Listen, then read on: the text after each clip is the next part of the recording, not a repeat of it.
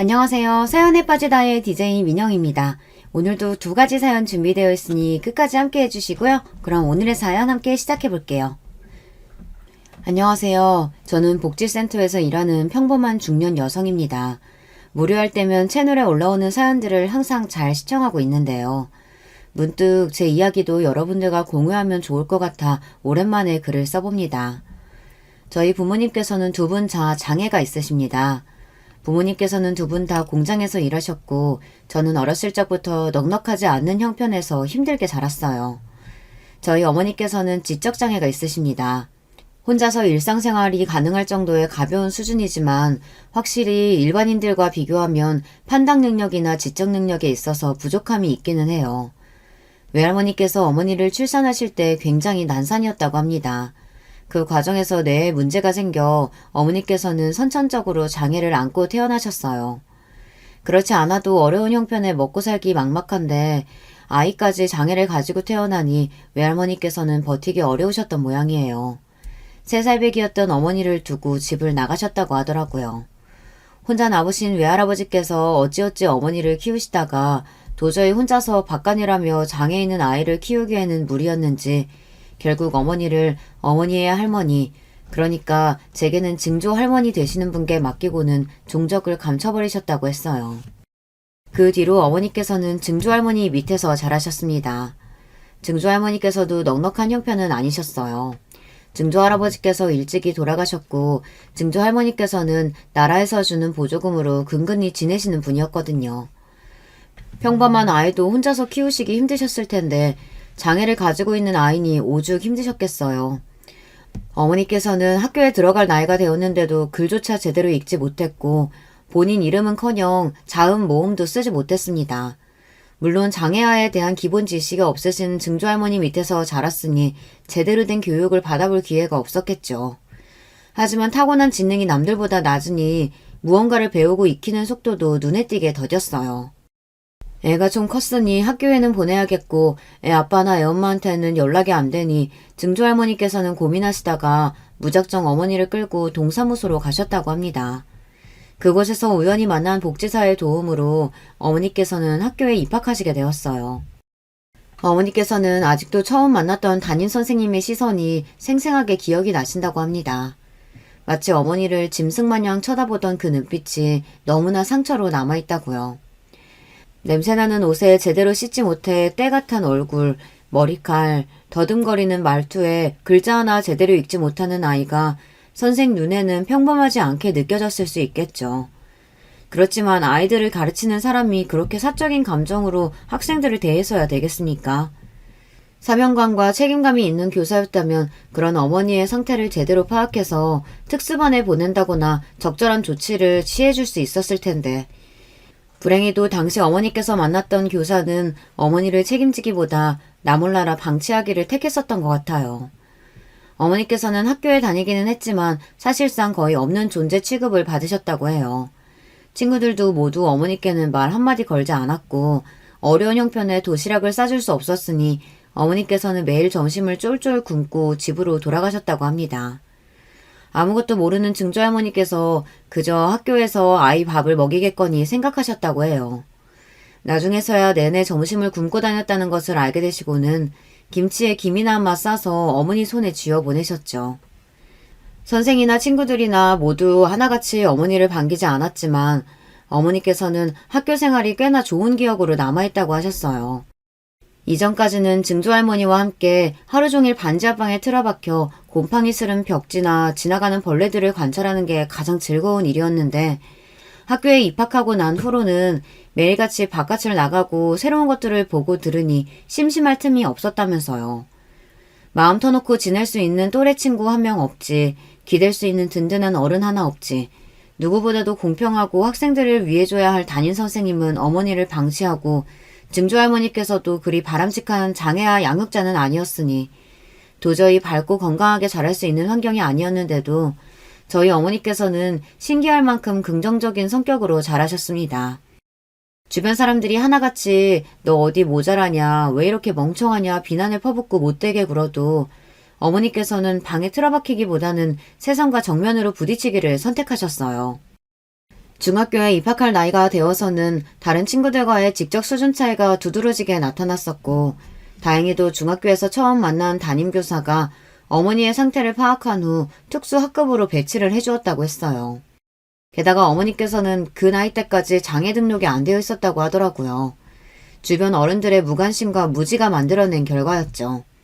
담임교사의 도움으로 장애 등록과 특수학급 배정을 마친 어머니께서는 조금 더 행복한 학교 생활을 하게 되었습니다.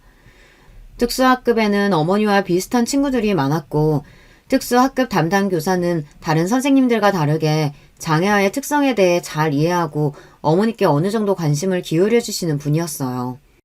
그분의 가르침 밑에서 어머니는 기본적인 상식과 지식 소양을 쌓았고, 중학교를 졸업할 무렵에는 일반인에 비해 그리 부족한 것이 없는 수준이 되었다고 해요. 남들이 보기에 크게 구분이 되지 않을 정도로요. 물론 깊게 대화를 나눠보면 어느 정도 티가 나기는 했겠지만요. 어머니께서는 고등학교에 입학하는 대신 일하기를 선택하셨어요.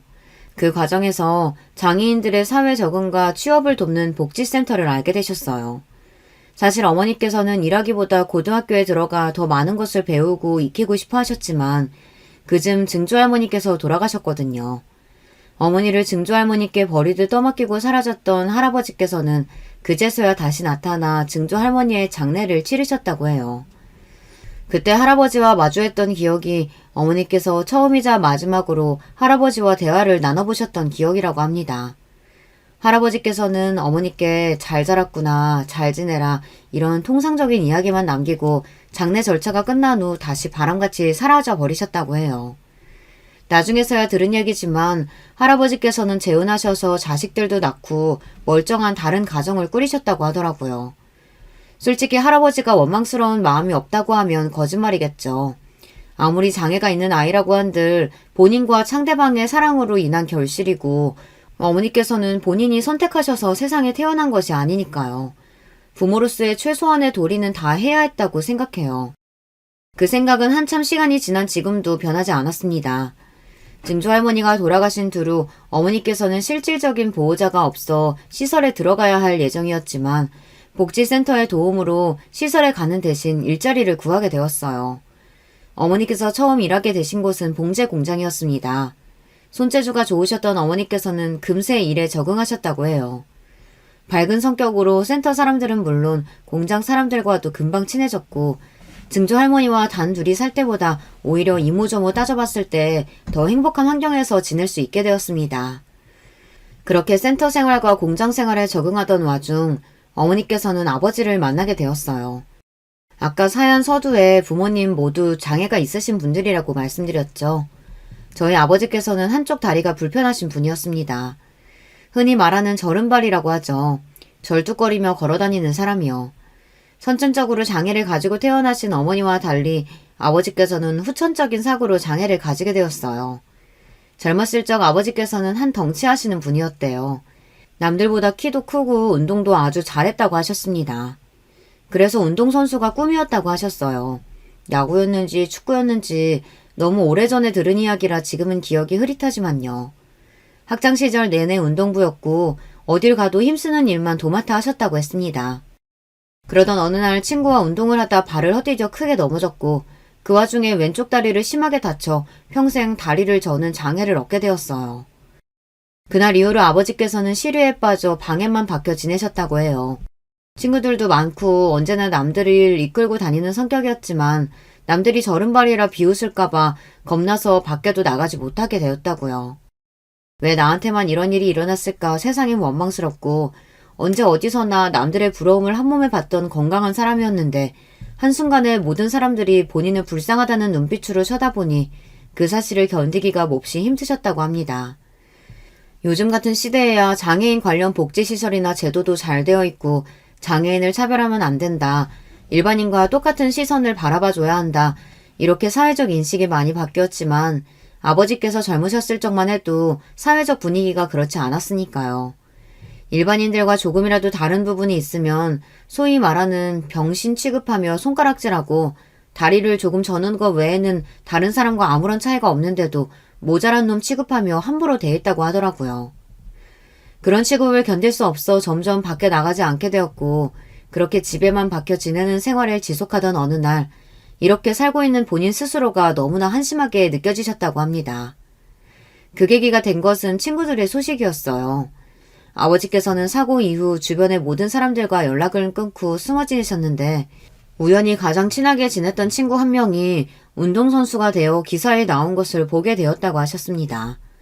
한창 자기 혐오감이 심하던 시절이니 그런 친구의 모습을 보고 열등감에 빠질 수도 있는 일이었는데 아버지께서는 그런 친구의 모습을 보고 오히려 더 이상 이렇게 살 수는 없다는 생각이 드셨다고 하더라고요. 그날로 아버지께서는 자리를 박차고 일어나 장애센터로 향하셨다고 합니다. 그렇게 용기를 내서 찾은 센터에서 일자리를 구하게 되었고 아버지께서 처음으로 배정받은 곳은 작은 규모의 공장이었어요. 그곳에서 아버지께서는 기계 부품 조립 일을 하셨는데 평생 공만 쥐고 운동만 하며 살아오신 분이었기에 영 손재주가 없고 꼼꼼하게 일을 하기가 어려웠다고 합니다. 결국 얼마 지나지 않아 일을 그만두게 되었고 앞날이 막막했다고 했어요. 게다가 공장에서 같이 일하는 사람들도 하나같이 덩치는 멀쩡한데 사람 구실을 못해서 어쩌냐며 듣기 싫은 소리만 늘어놓는 통에 그나마 쥐어짜냈던 용기가 다시 바닥을 치고 있던 중이었습니다. 센터 사람들과도 잘 지내지 못하는 것은 마찬가지였어요. 언제나 밝은 성격으로 주변에 사람들이 많았던 어머니와 다르게 아버지께서는 몹시 무뚝뚝하셨거든요. 아버지와 어머니가 계셨던 센터에는 부모님처럼 비교적 증상이나 상태가 심하지 않은 경증 장애인들이 많았지만 혼자서는 일상생활이 어려울 정도의 중증 장애인들도 많았습니다. 그런 사람들을 보면서 아버지께서는 속으로 그래도 나랑 저 사람들은 다르지, 나와는 다른 사람들이다 선을 딱 긋고 그들과 어울리고 싶지 않아 하셨다고 해요. 그렇게 센터에서 곧드는 아버지께 먼저 다가간 것은 바로 저희 어머니셨습니다. 물론 두 사람도 처음부터 쿵짝이 잘 맞아서 급속도로 친해지지는 못했다고 해요. 아버지께서는 어머니께도 몹시 까칠하셨거든요. 아버지께서는 지적 장애가 있는 어머니를 속으로 무시하셨고 어머니께서도 혼자서 곧도는 모습이 신경 쓰여 먼저 말을 건 것이었지 처음에는 아버지께 호감이 있거나 친해지고 싶은 마음이 큰 것은 아니었다고 했어요. 그런 두 사람이 가까운 사이가 될 수 있었던 계기는 바로 일터였습니다. 아버지께서 그만두신 기계 공장 다음으로 배정받았던 곳이 바로 어머니께서 일하시던 봉제 공장이었거든요. 봉제 공장 또한 손재주가 필요하고 섬세한 작업을 요구했기에 아버지께서는 이번에도 일을 적응하기가 몹시 힘드셨다고 해요. 그렇지만 어머니의 도움으로 비교적 빠르게 일을 습득할 수 있었고 어머니께서 중간다리 역할을 잘 해주셨기에 전에 있던 공장과는 다르게 봉제 공장 사람들과도 잘 어울릴 수 있었다고 합니다. 그즈음 아버지의 어머니께서 돌아가시게 되었고 할머니의 장례를 치르면서 아버지께서는 어머니에게 몹시 고마운 마음이 드셨다고 해요. 할머니께서는 돌아가시며 아버지께 그래도 네가 사랑굿이라는 걸 보고 죽어서 다행이라며 앞으로도 기죽지 말고 어깨 쫙 펴고 살라는 유언을 남기고 가셨다고 합니다. 아버지께서는 만약 어머니의 도움이 없었다면 할머니가 돌아가실 때까지 방에 처박혀 한심한 모습만 보여드렸을지 모른다고요. 어머니 덕분에 일터와 센터 모두 적응을 잘하고 사람들과 다시 어울릴 수 있게 되었다 말씀하셨어요. 아버지께서는 어머니와 만나시며 지적 장애인에 대한 편견이 점점 사라지게 되었다고 해요. 세상 누구보다도 따뜻하고 다정한 어머니에게 점점 마음이 열렸다고 합니다. 그렇게 두 분은 결혼을 하시게 되었습니다. 물론 사랑으로 시작한 결혼이었지만 마냥 행복하지는 않았습니다. 주변에서는 모자란 것들끼리 결혼한다며 비웃는 사람들도 많았고 심지어 할아버지께서도 처음에는 본인 아들, 그러니까 아버지께서도 장애가 있으신데 어머니는 지적 장애인이라며 결혼을 반대하셨어요. 아버지께서는 그런 할아버지께 남들이 보기에는 나도 똑같이 장애를 가진 사람이다. 물론 장애의 정도 차이는 있겠지만 내가 이 사람보다 어디 하나 나은 부분이 있는 줄 아느냐. 이 사람 부족할 거 하나 없는 사람이다. 이 사람 덕분에 내 장애와 앞으로의 삶에 대해 진지하게 받아들일 수 있게 되었다. 내가 평생을 다해서 고마워해야 할 사람이다.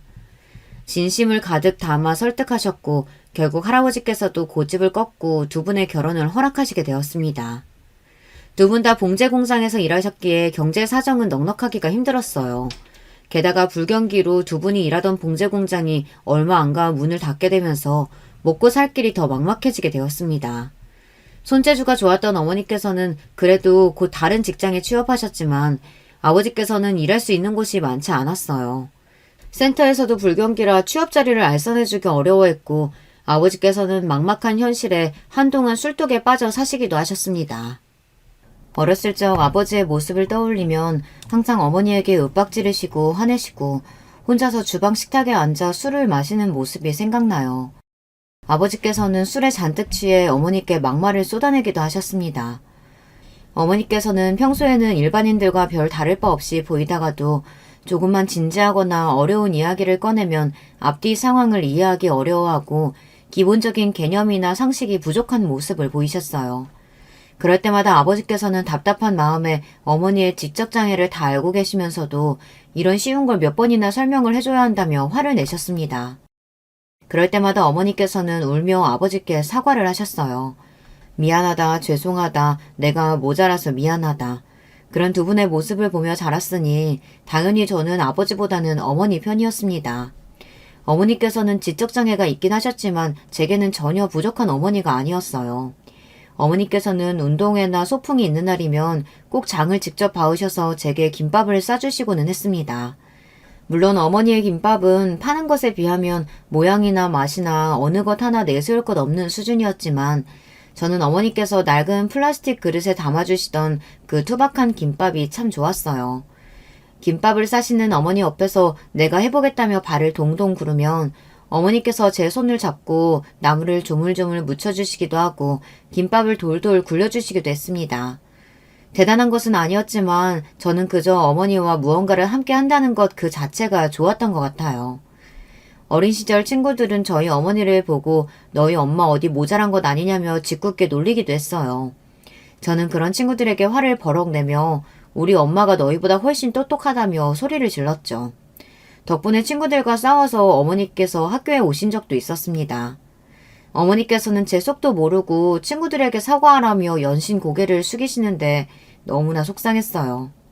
게다가 그 부모의 그 자식이라고 제게 막말을 했던 친구들 부모들도 저희 어머니 겉모습만 보고 무시하기 일쑤였거든요. 그렇다고 제가 마냥 착한 딸인 것만은 또 아니었습니다. 조금 더 나이가 차고 사춘기가 되었을 무렵에는 저도 어머니 속을 많이 썩였어요. 어려운 가정 형편에 장애가 있으신 부모님, 내 마음 하나 제대로 이해해주지 못하는 주변 어른들. 그 나이 때에는 세상 모든 것이 다 밉고 원망스럽기 마련이잖아요. 어머니께 못된 말도 참 많이 했고 그러다 아버지께 뺨을 맞기도 했습니다. 제 말에 상처를 받고 방에서 혼자 우시던 어머니 모습이 아직도 기억나요.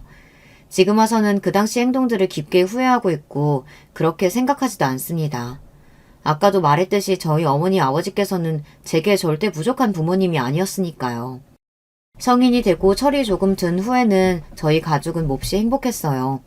경제적으로는 넉넉하지 않았으나 항상 서로를 위하고 배려해주는 가족이었죠. 아버지께서도 새로운 직장을 구하신 이후로는 술을 단칼에 끊으시고 일절 입에도 대시지 않았습니다.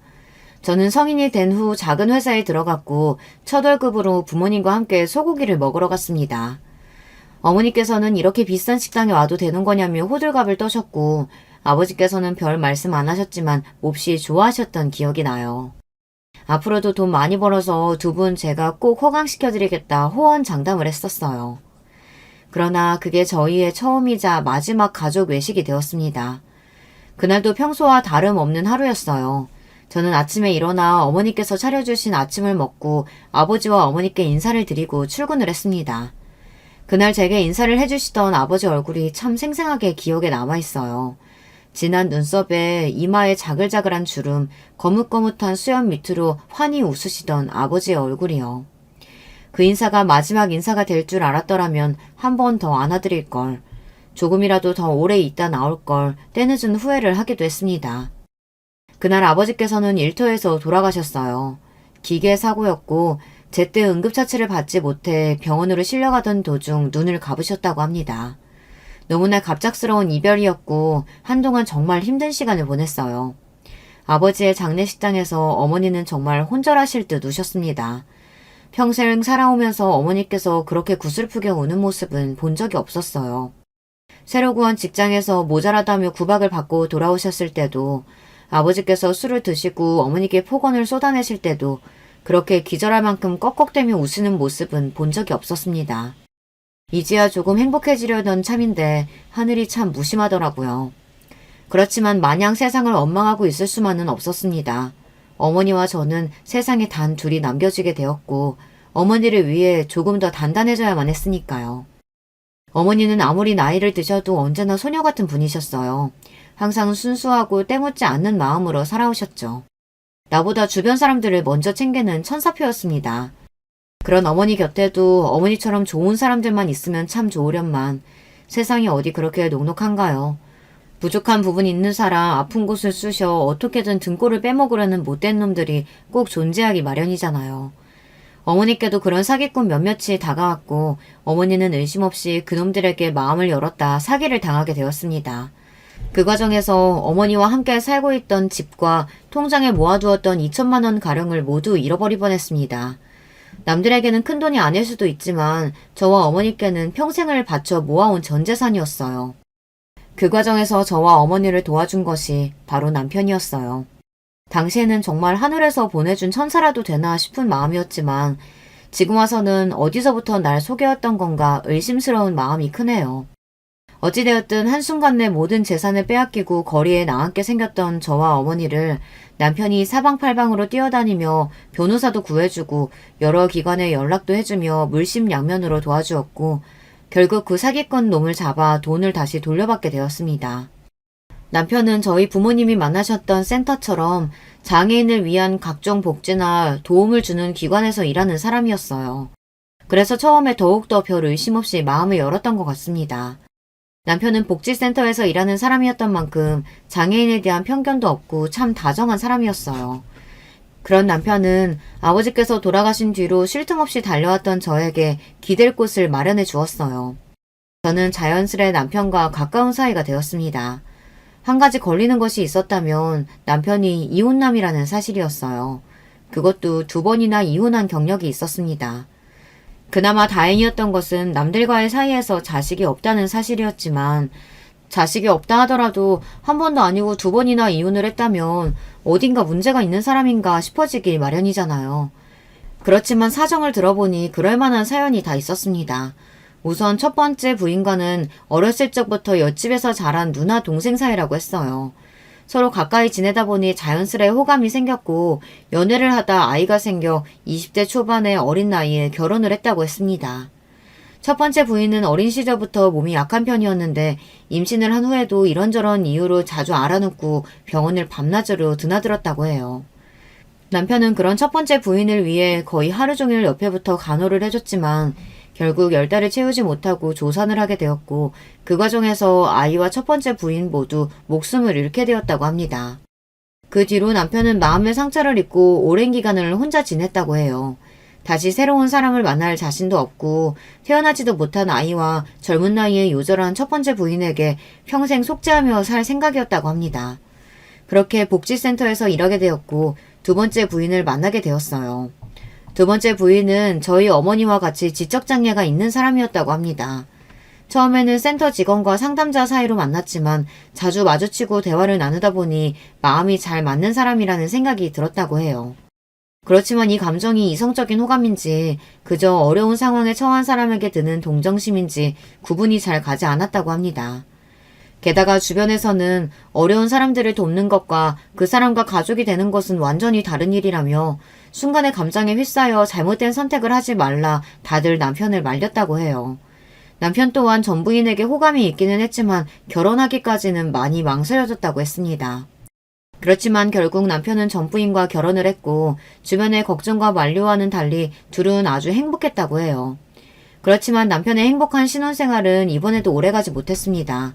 아까 제가 세상에 착한 사람들만 있으면 참 좋으련만 꼭 남의 부족하고 아픈 부분을 건드려서 등골까지 빼먹으려는 나쁜 놈들이 있다고 이야기를 했었죠. 남편의 전부인 곁에도 그런 못된 놈들이 다가왔던 모양이에요. 당시 남편의 전부인은 센터의 도움으로 취업 자리를 구해 작은 회사에서 간단한 서류 업무를 하고 있었어요. 지적으로 문제가 있는 사람이었지만 단순 반복 노동에 가까운 일이었기에 별 문제 없이 수월하게 일했다고 해요. 별 문제 없이 오래 근무하며 회사 사람들과도 자연스레 가까워졌다고 합니다. 그중 회사에 불만을 품고 있던 직원 한 명이 남편의 전부인에게 접근해 사기를 쳤고 결국 전 부인은 그 말에 넘어가 직장도 잃고 그동안 차곡차곡 모아두었던 돈도 전부 잃어버렸다고 하더라고요. 남편은 그런 전 부인에게 괜찮다며 몇 번이고 그녀를 달래주었지만 전 부인은 스스로를 비관하다가 그런 상황을 견디지 못하고 결국 차에 뛰어들어 자살을 했다고 했습니다. 너무나 충격적인 이야기였기에 처음 이 이야기를 전해 들었을 때는 어떻게 대답을 해줘야 할지 말문이 턱 막혔어요. 남편은 오랜 시간이 지난 일이라 지금은 어느 정도 덤덤해졌다며 괜찮다 말했지만 이런 상처가 있는 사람을 내가 보듬어 줄 수 있을까 싶은 생각이 들더라고요. 지금 와서 생각해보면 참 쓸데없는 걱정이었지만 말입니다. 그래도 한때는 진심으로 믿고 사랑했던 사람인데 이제는 그 믿음이 송두리째 뽑혀 가루가 되어버렸으니 어찌되었든 당시에 저는 그런 남편의 상처를 치료해주고 곁에 머물고 싶다는 생각을 했어요. 그래서 남편과 결혼을 결심하게 되었습니다. 복지센터 사람들은 과거에 그런 상처를 입은 남편이 또다시 복지센터에서 만난 여자와 결혼을 한다니 다들 의외라는 반응이었지만 저는 참 오만하게도 그 여자와 달리 남편을 행복하게 해줄 수 있을 거라는 착각을 하고 있었어요. 그렇게 남편과 저는 결혼 후 저희 어머니를 모시고 셋이서 함께 살기 시작했습니다. 어머니께서는 복지센터에서 연결해준 급식소에서 일을 하고 계셨어요. 나이가 드시면서 섬세한 작업을 하시기 점점 힘들어졌거든요. 물론 급식소 일도 체력적으로 그리 녹록지는 않은 일이었지만 어머니께서는 어려운 형편의 사람들에게 밥을 나눠주는 일 자체에서 뿌듯함을 느끼시는 것 같았어요. 그런 어머니의 모습을 보며 저도 굳이 일을 그만두시라 옮기시라 이래라 저래라 말씀을 드리진 않았었는데요. 결혼 후 남편은 어머니께서 체력적으로 힘드실 것 같다며 급식소 일을 그만두고 센터에서 간단한 서류 업무를 도와주시면 좋겠다고 하더라고요. 남편이 센터에서 일하고 있었기에 어찌 보면 낙하산으로 편한 일을 할 수 있게 된 셈이었어요. 그래서 어머니께서는 약간 아쉬워하시는 눈치긴 했지만 어머니께서 한번 크게 사기를 당하신 뒤로 저도 너무 걱정이 되던 참이었기에 남편의 말대로 일터를 옮기시게 되었습니다. 그때부터 조금씩 이상한 낌새가 시작되었어요. 저 또한 따로 직장이 있었기에 매일 아침부터 출근해 저녁 늦게 집에 돌아왔고 남편이 어머니와 같은 일터에서 일하다 보니 저보다 어머니를 잘 챙겨줄 것이라고 막연하게 생각했습니다. 복지센터에서 일하기 시작한 뒤로 어머니께서는 묘하게 지쳐 보이셨어요. 그저 새로운 일에 적응하려니 힘드신가 싶었고 무슨 일이 있냐 여쭤봐도 어머니께서는 고개만 저으셨습니다. 남편이 일하던 복지센터는 작은 규모의 기관이었는데 국가에서 관리하는 공립기관은 아니고 사설복지재단 같은 곳이었어요. 시어머니, 시아버지 그리고 시누이 한 명까지 전부 그 센터에서 함께 일을 하고 있었습니다. 때문에 당시 저는 시댁 식구들 모두가 은인 같은 존재들이었어요. 사기를 당해 당장 거리에 나앉게 생겼던 저와 어머니를 도와주었고 남편과 결혼하면서 제 인생에 안정감과 행복까지 가져다 준 사람들이라고 생각했으니까요. 특히 저는 시댁 식구들 중에서도 시누이와 빠르게 가까워졌어요. 시누이는 저와 동갑이었거든요. 게다가 장애를 가진 사람들에게 누구보다 기쁜 마음으로 봉사하는 사람이었어요. 그래서 그 나이까지 결혼도 하지 않고 혼자 살고 있었고요. 어렸을 적부터 앞만 보고 열심히 달려오느라 제대로 된 또래 친구 한 명도 사귀지 못했던 저에게 시누이는 꼭 친구처럼 다정하게 다가와 주었어요. 저는 얼마 지나지 않아 제 마음속 깊은 곳에 있는 이야기까지 다 터놓을 정도로 시누이를 신뢰하게 되었습니다. 제가 하루 종일 어머니 곁에 붙어있지 못하니 어머니가 많이 걱정되기도 하였는데요. 시누이가 항상 어머니 식사며 이것저것 챙겨주며 제게 인증사진을 보내주기도 하고 오늘 센터에서 이런 일이 있었다며 이야기를 해주기도 했어요. 그런 시누이에게 참 고마운 마음이었고 내가 무슨 복이 있어 이런 시댁 식구들을 만났나 싶었습니다.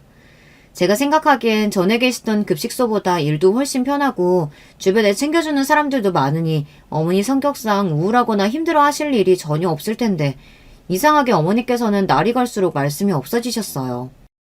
혹시나 하는 마음에 시댁 식구들을 괴롭히냐 아니면 뭔가 불편한 점이 있냐 나한텐 괜찮으니 편하게 말씀하시라 이야기를 꺼내도 어머니께서는 그저 피곤해서 그런 거라며 다들 너무 잘해주신다 그런 말 꺼내지도 말라 고개를 가로저었습니다. 그렇지만 저는 의심을 쉽게 거두기 힘들었어요. 사람들과 어울리는 걸 그렇게 좋아하시는 분이 아무리 시간이 지나도 시댁 식구들과는 편하게 지내시는 것 같지가 않더라고요. 제 앞에서는 분명 시누이가 어머니를 알뜰살뜰 챙겨주는 것 같고 남편도 자나깨나 센터 사람들과 어머니 그리고 제 걱정을 해주고 그런데도 어머니께서는 결혼한 지 한참이 지났는데도 남편에게 여전히 존댓말을 사용하고 묘하게 시댁 식구들을 어려워하는 눈치였습니다. 어머니가 아무리 괜찮다고 말씀하셔도 저는 어머니를 평생 동안 봐왔잖아요. 아무래도 제게는 말씀을 하지 않으실 것 같다는 생각에 다른 센터 직원에게 몰래 부탁을 했습니다.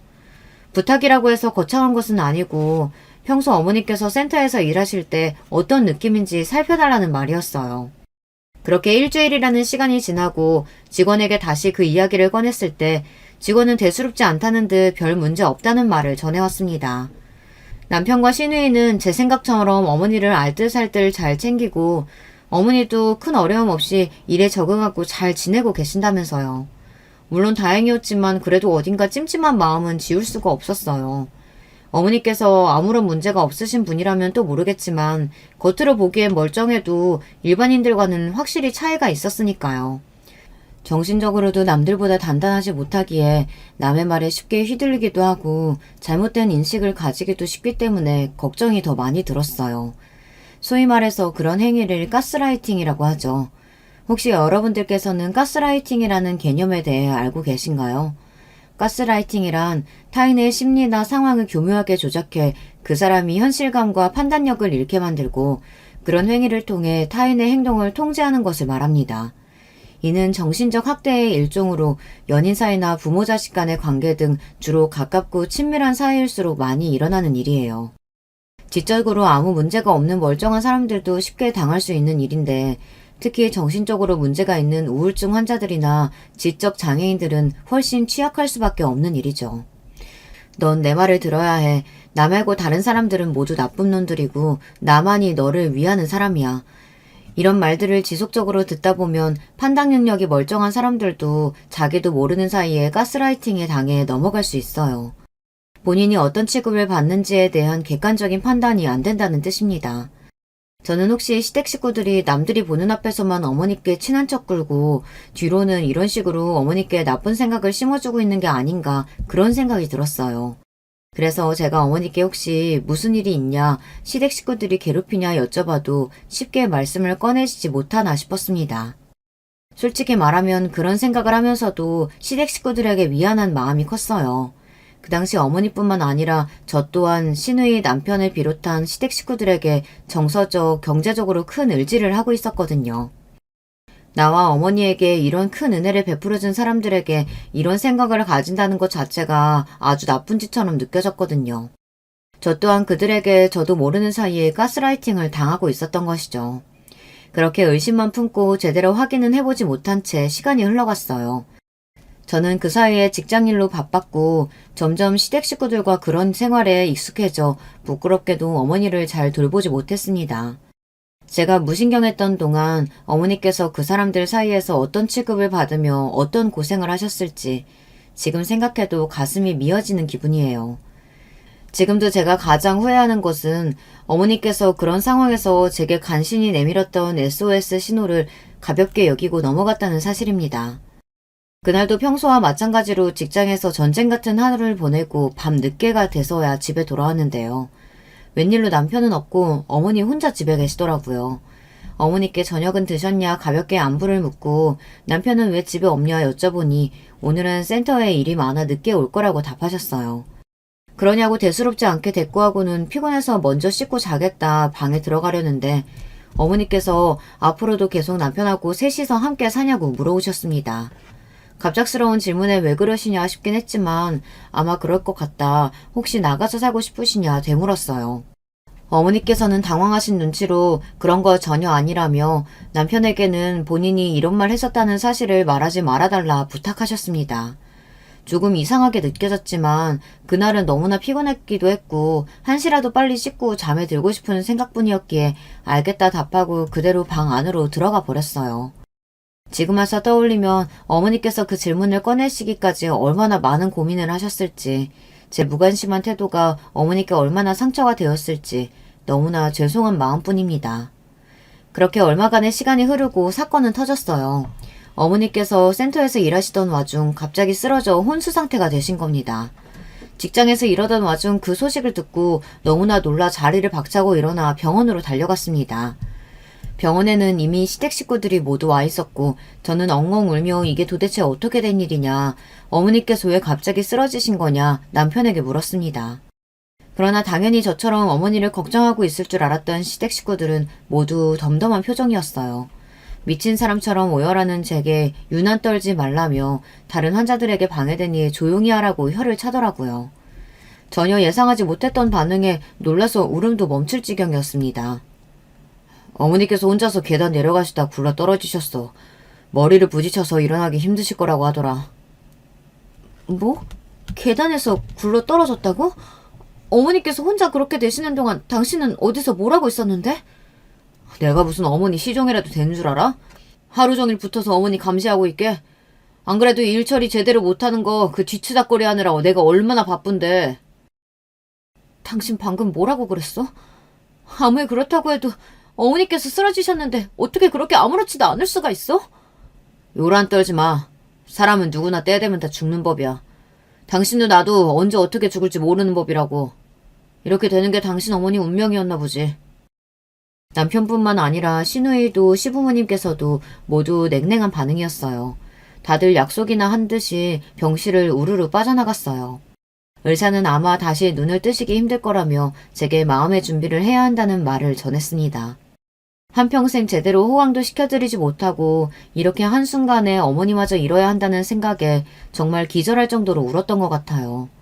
그동안 믿고 의지했던 시댁 식구들에 대한 배신감과 어머니를 제대로 돌보지 못했던 저 스스로에 대한 죄책감, 혐오감, 여러 감정들이 몰려와 그날은 그렇게 하루 종일 어머니의 침대 앞에서 미친 사람처럼 울기만 했던 것 같습니다.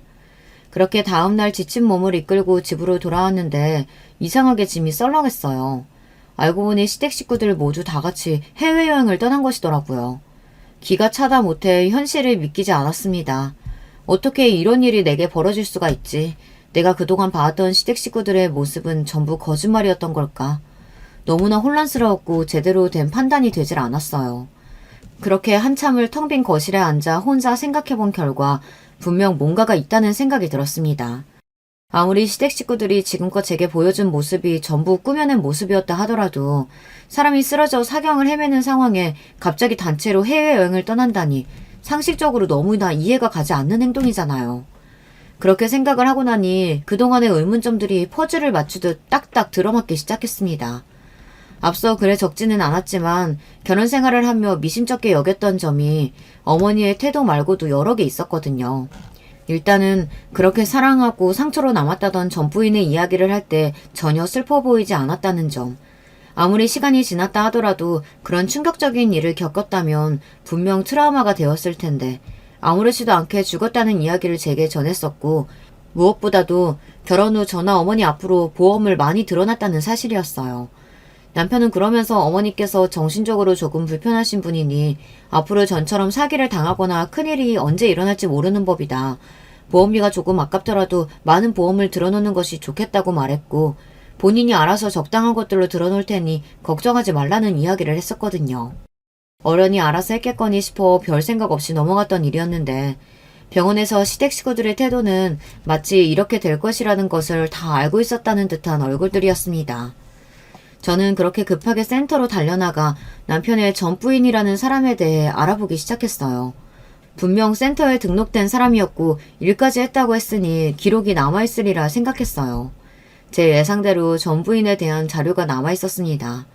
그런데 남편은 제게 전 부인이 차에 뛰어들어 자살을 했다고 말했지만 자료 내용은 그렇지 않았어요. 서류에는 교통사고가 아니고 낙상사고를 당해 사망했다고 적혀있더라고요. 그때 싸한 느낌이 들었고 그 길로 바로 경찰서를 찾아갔습니다. 처음에는 영 심드렁하게 제 이야기를 듣던 경찰관도 제가 서류들과 이런저런 증거들을 내미니 심각한 표정이 되어 저를 다른 검찰에게 연계해 주더라고요. 그렇게 시댁 식구들이 해외여행을 신나게 즐기고 돌아오는 일주일 동안 수사가 1차 처리로 진행되었고 정말 놀라운 결과가 드러났습니다. 머릿속에 퍼즐이 맞춰졌을 때부터 어느 정도 예상은 하고 있었던 일이었지만 시댁 식구들은 정말로 파렴치한 보험 사기단이었어요. 전 부인은 물론 가장 처음 만났던 전 부인까지 모두 부인들 앞으로 보험을 잔뜩 들어놓고 남들 눈을 속여 악독한 짓거리를 저지른 뒤 보험금을 타먹었던 것이었어요. 겉으로 봤을 때는 누구보다도 어려운 상황에 처한 장애인들을 위하는 마음 따뜻한 사람들이고 국가에서 운영하는 기관이 아니고 사기업에 가까운 복지재단이다 보니 감사가 느슨해 벌어졌던 일이었습니다. 그 짐승보다 못한 인간들은 일부러 연고도 없고 어려운 상황에 처해 있는 장애인을 꼬셔서 결혼한 후 본인들을 믿게 만들고 신뢰감을 쌓은 뒤 그런 짓을 저질러 왔던 것이었어요.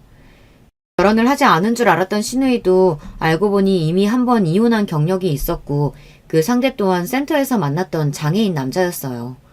어떻게 사람의 탈을 쓰고 그런 미친 짓거리들을 저지를 수 있는지 지금 이 글을 쓰는 순간에도 분노로 온몸이 부들부들 떨립니다.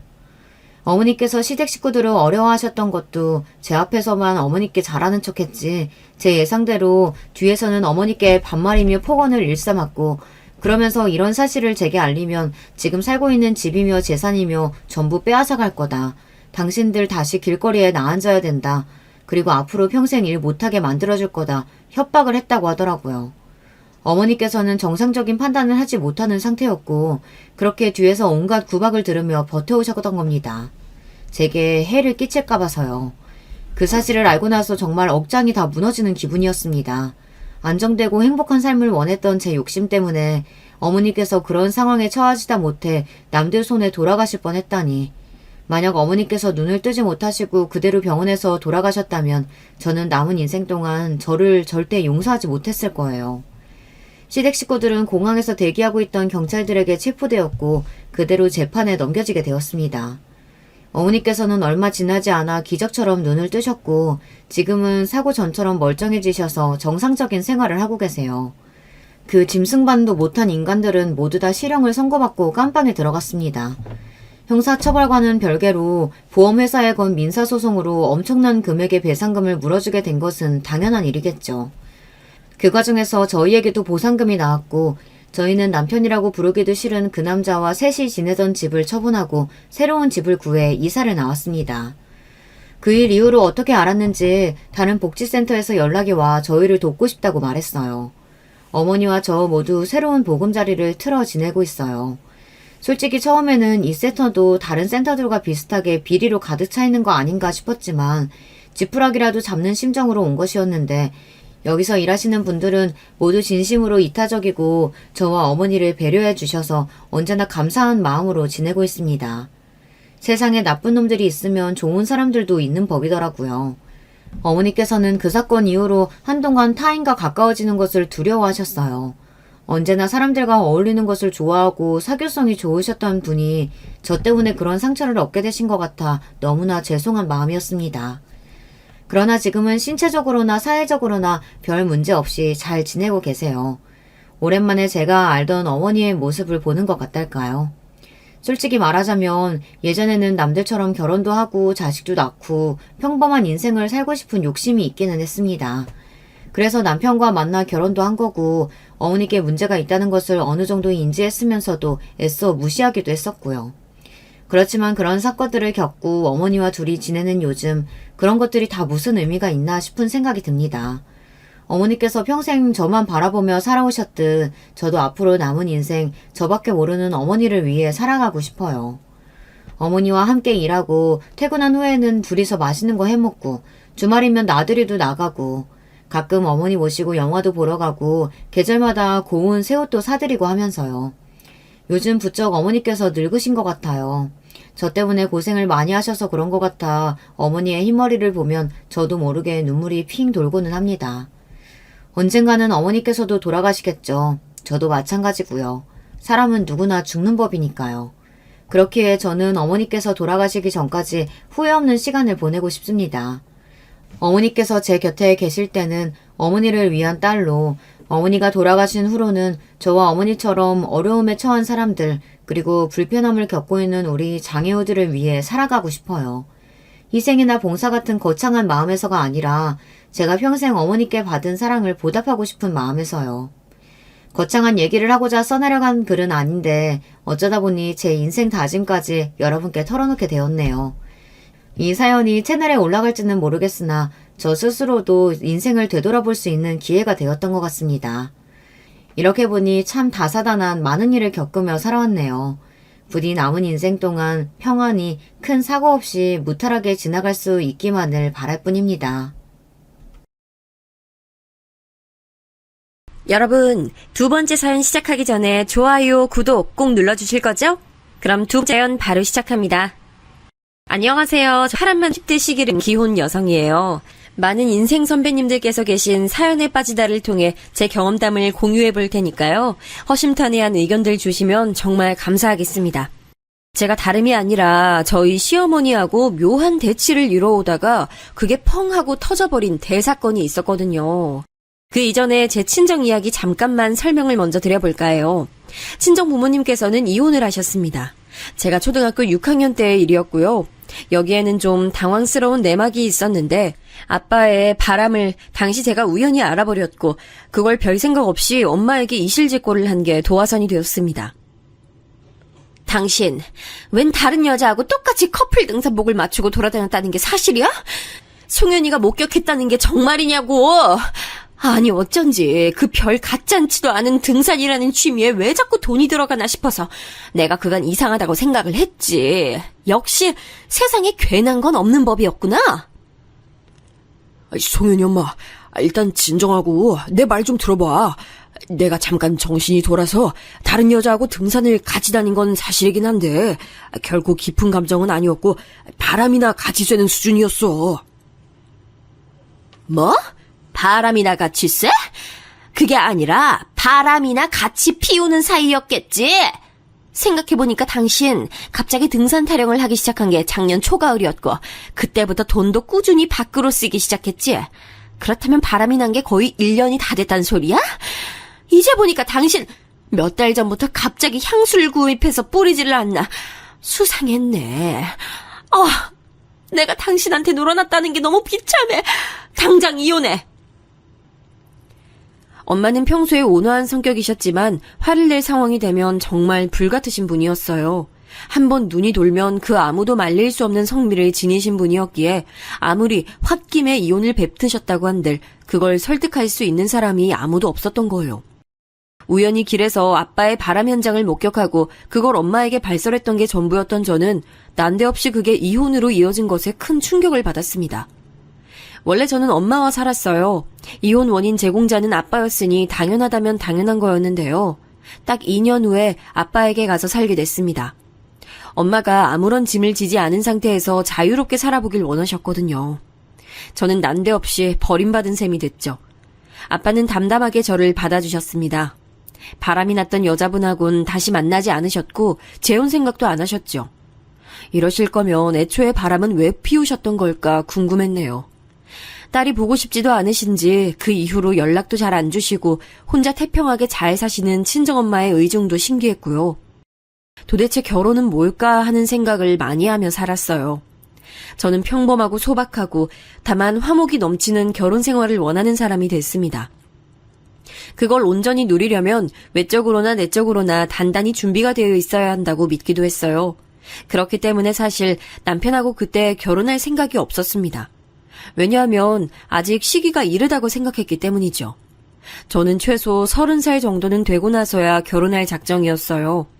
하지만 세상 만사가 제 뜻대로 흘러가지 않더군요. 제가 설마 혼전 임신으로 결혼하는 주인공이 될 줄이야 꿈에도 몰랐습니다. 그래서 28 늦가을에 서둘러 결혼하게 됐습니다.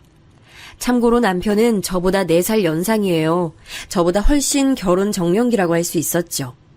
그런데도 금쪽 같은 아들을 장가 보내기가 시어머니께서는 무척 아쉽고 싫으신 모양이었어요. 여자가 됐으면 몸을 늘 조신하게 간수를 해야지. 발랑 까져서는 이미 뱃속에 아이가 들어섰다니. 아유, 세상이 말세다 말세야. 부끄러운 줄 알고 뱃속 아이에게도 속으로 이 결혼식처럼 굳은 행사에 참석시켜서 미안해라고 사과하면서 결혼식장 들어가. 알았어?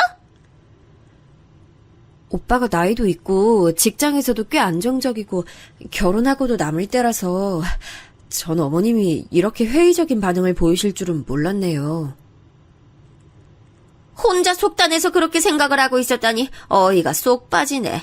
발랑 까진 며느리 반기는 시어머니가 세상에 어디 있다고. 아이 뭘 잘했다고 그렇게 눈 땡그랗게 뜨고 있는지. 아유. 저는 막연히 남편이 나이가 어느 정도 있는 만큼 결혼을 한다고 하면 시어머니께서 반겨주실 거라고만 여겼어요. 하지만 결혼 직전에 저에게 악담 같은 잔소리를 하시니 제가 얼마나 당황스러웠는지 몰라요. 후다닥 서두른 결혼식이 정신없이 지나가고 그로부터 며칠 뒤 제가 검진차 들른 병원에서 뱃속 아이의 성별을 알게 됐어요. 어머님, 아직 오빠가 퇴근 전이라서 오빠가 어머님께 소식을 전해주진 않았죠. 제가 낮에 병원 다녀왔는데 아무래도 공주님이 탄생할 것 같아요. 분홍색이 잘 어울리는 아이일 거라고 병원에서 힌트를 주더라고요. 뭐? 공주? 너 그러면 딸을 가졌다는 거야? 아유, 이걸 어째? 너 마저 딸이야? 아우, 지긋지긋해. 딸이면 싫으신 건가요? 이런 말씀 드리기 조금 민망하긴 한데 요즘 세상에 아들, 딸 성차별하면서 출산하는 경우는 거의 없다고 저는 그렇게 생각해요. 딸 가진 게 너 하나뿐이면 내가 이런 말도 안 하겠지? 넌 눈치를 넣었다 팔아먹은 거야? 네 시누이가 줄줄이 딸 낳은 걸 네가 몰라서 이러는 거야? 그렇다면 눈치가 대단하다고 내가 칭찬을 해줄게. 그제서야 머릿속에 생각 하나가 피어오르더라고요. 남편에겐 위로 누나만 둘이 있습니다. 큰 시누는 결혼을 일찍 한 편이었고 아이가 그때 벌써 셋이었어요. 그런데 셋 다 딸이었죠. 작은 시누이는 저희 부부보다 딱 반년 먼저 결혼해서 이때 아직 아이 소식이 없었고요. 그래서 시어머니께서는 손녀만 연속으로 셋을 보신 상태였고 손자가 없으셨던 거예요. 시어머니께서 적잖이 실망하신 듯 한숨을 푹푹 내쉬시는 걸 보니 제가 너무 민망하고 멋쩍어서 차마 서운하다고 말씀도 못 드리겠더라고요. 괜히 죄인이라도 된 기분이 들어서 애써 들러보았던 시댁에서 슬쩍 빠져나왔습니다. 참고로 시아버지께서는 늘 좁은 방에서 내도록 텔레비전만 보시고 그렇지 않으면 고향 친구분들하고 만나서 외출을 하시느라 시어머니와 딱히 대화도 안 하시는 분이었어요. 각방을 쓰시니 식사 때가 아니면 얼굴을 마주하실 일도 없나 보더라고요. 무뚝뚝하고 보수적이셨죠. 이날도 댁에 계시는지 아닌지 도통 알 길이 없어서 제가 시어머니하고만 대화를 잠깐 하다가 나왔었네요.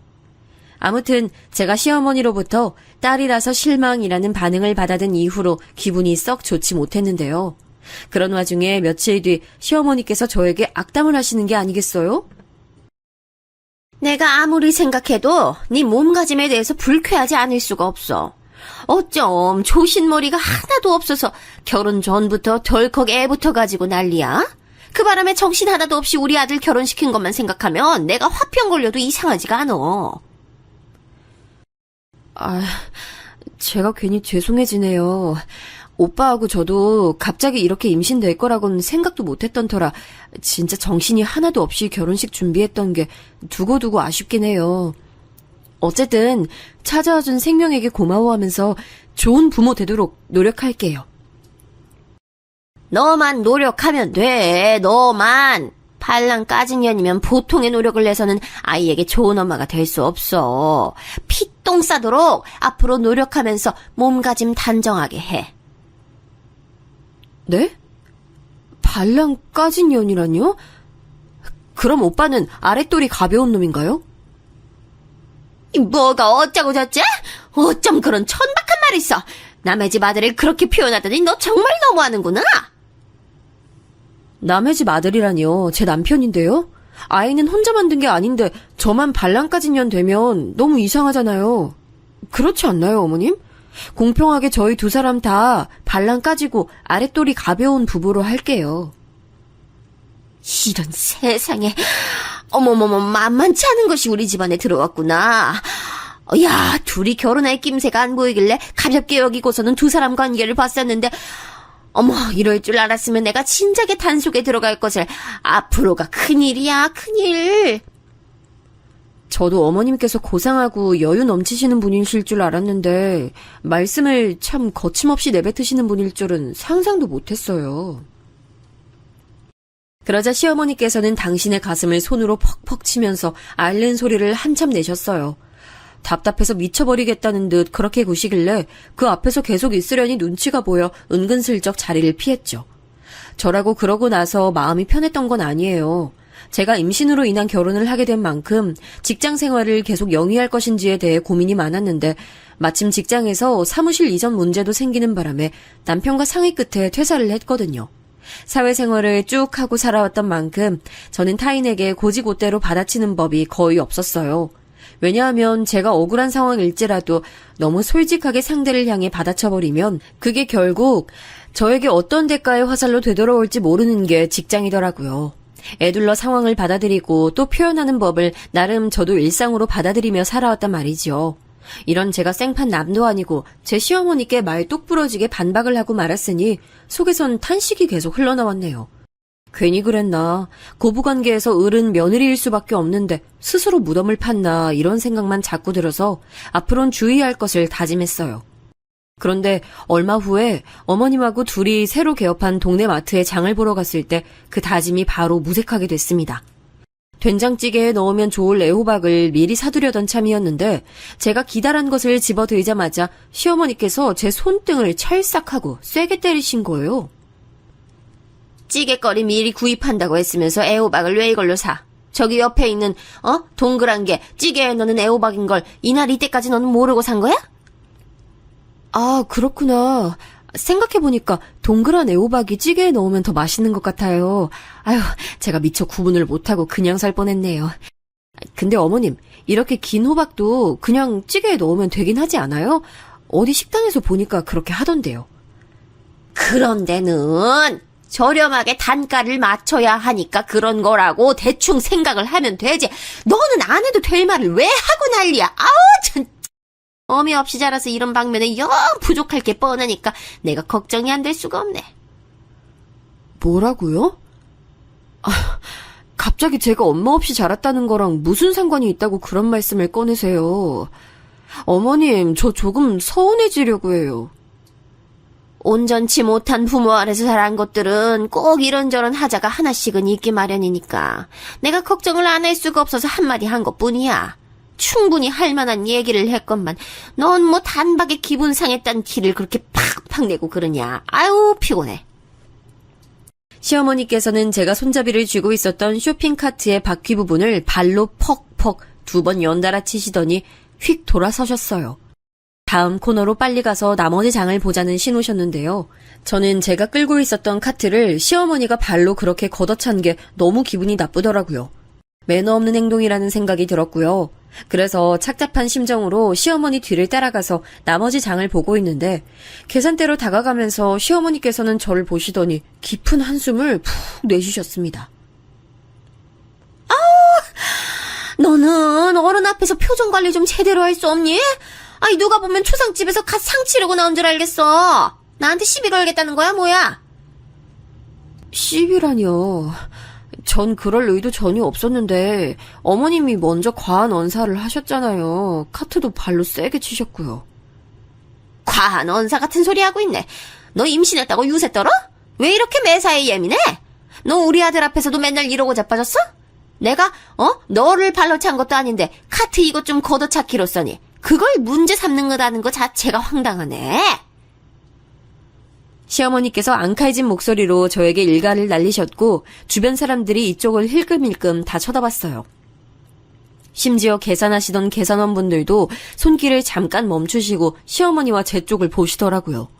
창피함에 얼굴에 열이 확 오르는 느낌이어서 시어머니께 뭐라고 반박을 하려다가 그냥 다물었습니다. 제가 입 다물고 가만히 있으니까 시어머니께서는 옳다 싶으셨는지 이런 지적을 남기셨어요.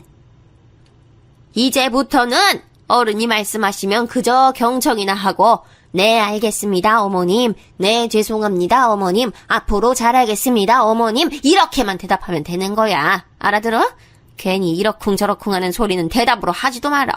아유 내가 이런 당연한 것도 알려줘야 하고 아유. 네, 알겠습니다. 죄송하고 잘하겠습니다, 어머님. 그 형식적인 대답은 뭐야? 너 지금 누구 놀리니? 방금 어머님께서 대답 이렇게 하라고 하셨잖아요. 이렇게 하라고 하셔서 이렇게 한 것뿐인데 놀리는 거냐고 물어보시면 저는 드릴 말씀이 없어요. 제 발언에 당황인지 분노인지 모를 거친 숨을 몰아쉬시더니 이내 주변을 두리번거리시면서 그제야 시선이 이쪽으로 쏠린 걸 알아차리시고는 황급히 계산대 앞으로 걸음을 옮기셨어요. 그런 창피함은 아시는 모양이었죠. 집에 돌아와서 제가 얼마나 머리를 싸맸나 몰라요. 참하게 인내해보겠다는 제 다짐이 금세 깨져버린 것에 스스로 허탈한 기분이 들었고 시어머니께서 먼저 시작하신 셈이었으니 어쩔 수 없는 자기 방어였다는 합리화까지 끼어들면서 제 머릿속은 온통 복잡했죠. 그런 와중 난데없이 작은 시누이에게 연락이 왔어요. 올케, 내가 생각을 해보니까 말이야. 올케가 신혼여행 갔다가 사온 게 설마 립스틱이랑 샤워 코어롱 딸랑 이것뿐일 거라는 건 말이 안 되더라. 반드시 뭐가 더 있을 건데 서프라이즈로 주려고 아직까지 숨기고 있는 걸까 싶어서 엄마한테 슬쩍 물어보니까 엄마도 그렇게 생각을 하고 계신다네. 올케한테 얼른 다른 선물 있으면 내놓으라고 연락하라고 하시길래 내가 냉큼 이렇게 전화했어. 올케, 나하고 언니 선물 뭐가 더 있는 거 맞지? 네?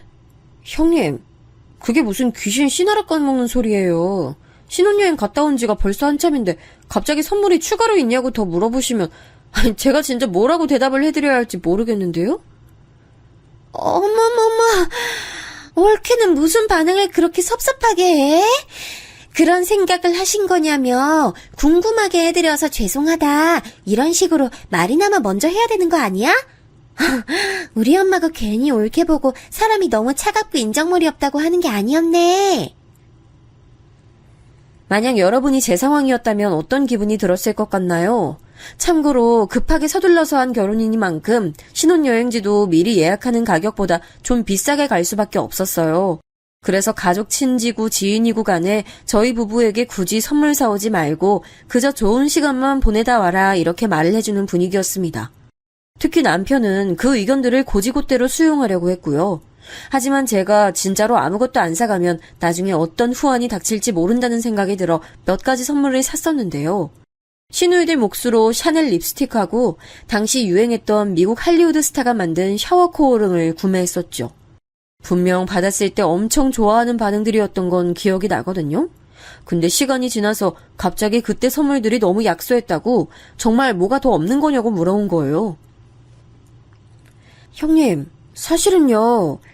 그때 오빠가 아무것도 사지 말자고 자기 누나들한테는 절대 한 푼도 쓰지 않을 거라고 오만 난리를 쳤는데 제가 굳이 빡빡 우겨서 립스틱하고 샤워 코어롱 샀던 거예요.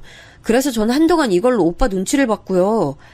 아무튼 그래서 추가 선물 없었던 거 맞아요. 상황이 이래서 더 사올 수 없었던 점 너그럽게 이해 좀 해주세요. 뭐라고 올게? 세준이가 그런 말을 했었단 말이야? 걔 미친 거 아니야? 난 신혼여행 갔다가 비싼 젤리 세트 사줬었는데 그 녀석이 자기가 받은 걸 생각 못하고 적반하장이었네? 작은 시누이가 금세 뒤집어져서 분개를 하더라고요.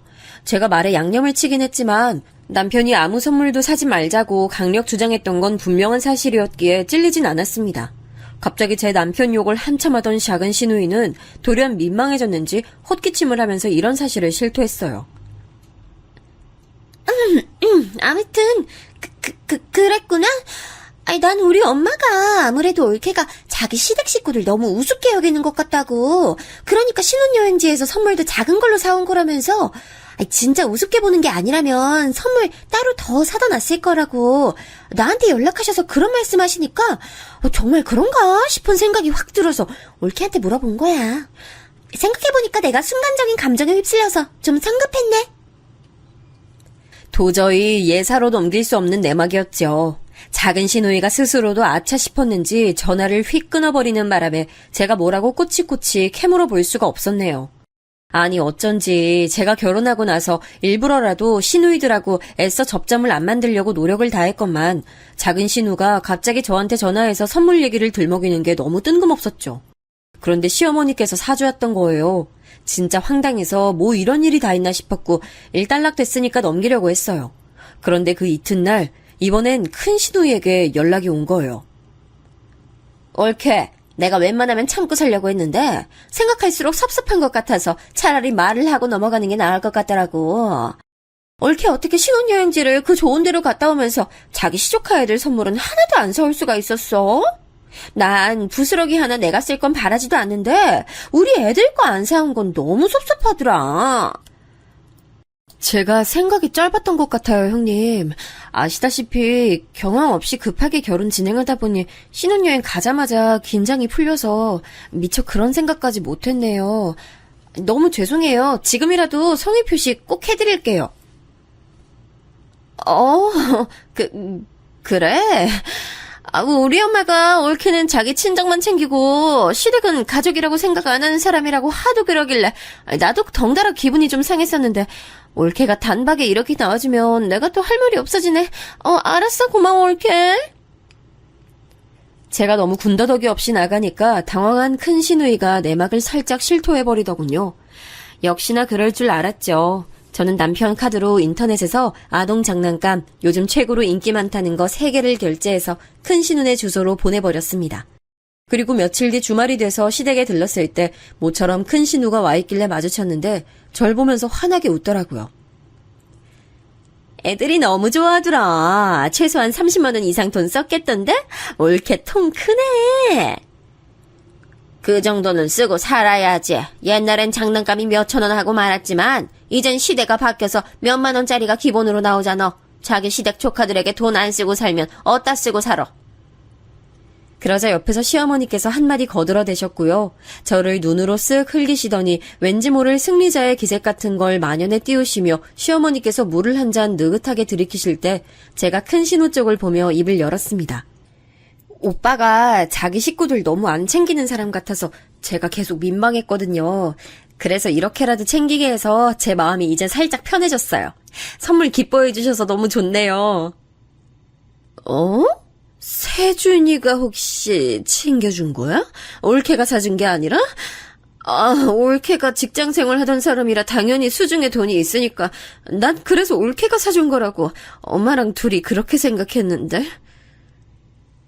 에이, 제가 쓴 거 아니에요. 그거 다 오빠 돈이에요. 제가 오빠 카드로 긁었어요. 순간 콜록하면서 시어머니께서는 살에 들린 소리를 내셨죠.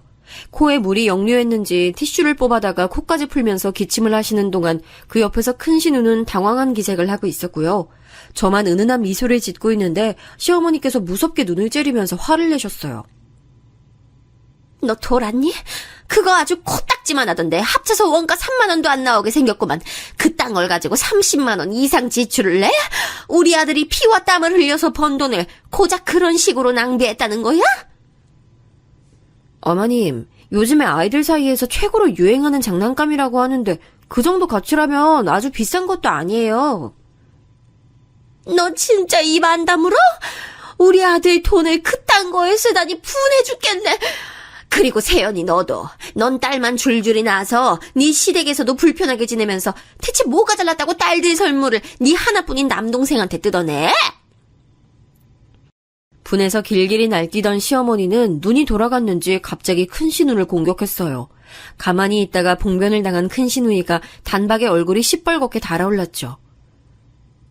엄마, 내가 내 시댁이랑 어색하게 지내는 걸 왜 지금 들먹이셔? 그리고 그놈의 아들 사랑 짜증나서 죽을 것 같아요. 내가 이날 이때까지 엄마를 가장 많이 챙겼는데도 엄마 맨날 결국은 세준이 타령이야. 그리고 엄마는 어린 손녀들보다도 다 큰 아들 하나를 더 위하시잖아. 그러더니 큰 신우가 한참 옥신각신하면서 시어머니와 말다툼을 벌였어요. 저는 뱃속 아기가 소란에 불편해할까봐 멀찍이 베란다로 나가 있었네요. 이윽고 큰 신우가 씩씩거리며 짐을 챙겨서는 시댁을 빠져나갔고 시어머니께서는 손으로 당신의 가슴을 치며 말씀하셨어요. 너 앞으로 우리 아들 돈 함부로 쓰지 마. 네가 전에 돈을 벌어놓으면 뭘 하니. 지금은 땡전 한 푼도 안 벌고 우리 아들한테 기생하고 있잖아. 그런 주제에 염치가 있어야지. 어머님, 저 돈 함부로 안 써요. 근검절약 정신이 기본적으로 박혀 있어서 과자도 똑같은 거 사면 300원 아끼려고 다이소 가서 먹거리 코너 가서 사요. 넌 왜 이렇게 사족이기니? 혓바닥이 왜 그렇게 길어? 전생에 뱀이었어? 너 그렇게 말했으니 우리 아들 돈 허투루 안 쓰겠지? 내가 두고 볼게. 네, 저는 기껏해야 돈 꽤나 주고 사 먹는 거라곤 과일밖에 없어요. 원래도 과일 잘 안 먹는데 임신하고 나서 입에 당겨서 그나마 찾는 거예요. 뭐? 올해 과일이 얼마나 비쌀 거라고 뉴스에서 떠드는데 과일도 가격 잘 보고 사 먹어라. 손자도 아니고 손녀인데 많이 먹여서 뚱뚱하게 태어나게 해봤자 좋을 거 뭐 있어.